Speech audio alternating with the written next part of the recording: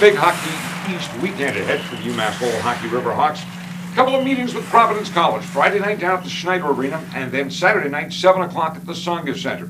Joining us now, the head coach of your River Hawks, that is Bazin.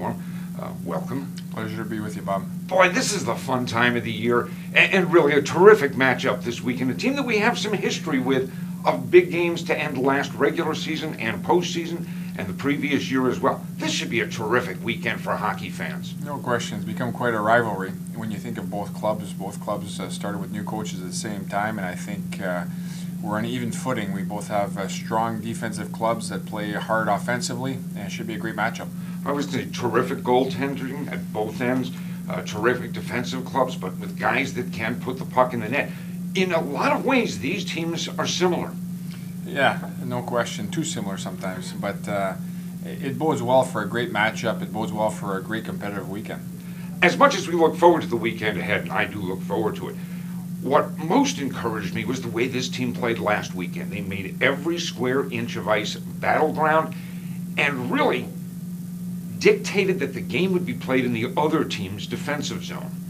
Yeah, win, lose, or draw, we want to get back to puck pursuit hockey, and I think we did that. However, that's one weekend, and we hope to get back to it again. There'll be a greater challenge now that the other team knows kind of the adjustments you've made over the week, and there'll be new adjustments, not just how hockey goes. However, we're excited by it. They've got an excellent hockey club. They're coming out of Colorado Springs with 3 out of 4 points, which is a tough task to come out with a win on Saturday night at altitude, and we'll have all we can handle.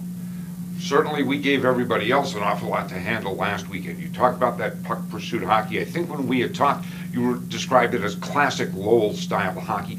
Were there some tweaks and adjustments that led to that type of performance last weekend? Yeah, there's several, but we keep tweaking our game to get better, to be the best team at the end of the season, and that's what we're trying to do. Are we playing the type of hockey you want us playing at this point in the season? We're getting there. I'm not sure if I set certain parameters for certain types of the season. You go through some dog days in January. January is a long month for a lot of different reasons. We're back at school. We're back in routine, and we'll see where this weekend brings. And we've got 6 weekends left, and that's it. And it's going to go by very fast. At the same time, you got to make those 6 weekends count in league play because all league opponents. I think last week when we talked, my observation about practice was that competitiveness was a point of effort, a point of emphasis, a lot of one-on-one stuff, two-on-two stuff, always working against somebody. Are there specific points of emphasis this week at practice? Yeah, certainly special teams. This week has been a big emphasis on special teams. It's been a big emphasis on habits. And if we have better habits, I think we're going to continue to capitalize offensively. At the same time, it's going to be a real challenge when you play against great teams. Special teams, and I think I've asked you this before. I've heard power plays described as a question of skill, penalty killing as hard work. I don't know if that's fair because I suspect both are hard work and both take some skill. But is that kind of a good general observation that one's more about skill, one's more about hard work? Well, I think it's a combination, and I hate to simplify it for you. However, when you start forgetting about being on special teams, whether you're down or up a man, and just start go back to working hard and simplifying your game, getting pucks to the net, being hungry for rebounds, etc., you start doing pretty well. And penalty kill, there's also a amount of skill. You have to get clears. You have to have good sticks. You have to be clever on face-offs. You have to try to negate what the opponent's doing. So there's a combination of things, and these guys got back to school, so they're taxed mentally. So we won't overload them with a bunch of information, but we will try to continue to play hard. Power play had been absolutely terrific as we went into the break. First couple of games out of the break was terrific. Now it's found a little bit of trouble putting the puck in the back of the net. A lot of times good power plays and goaltenders do the job. But is there something we're not doing that's grabbed your eye? Well, I think we're getting plenty of chances, actually. It's hard to imagine that when you're in a lull like we have been here the last 4 games on power play. You win games in different ways, and we hope to ignite the special teams in general this weekend, and we're going to be challenged because it's a very good hockey club, as we will both know. College hockey, and I suppose professional hockey, it's so difficult to score. It's so difficult to finish. We have now 3 consecutive games put 40 or more shots on goal. And we've learned it's tough at times to score to finish. What's it take to finish? Well, it takes a discipline and skill, but there's great goalies in this league. We're not worried about scoring. Scoring will come. Some games you'll break out and you'll score 5.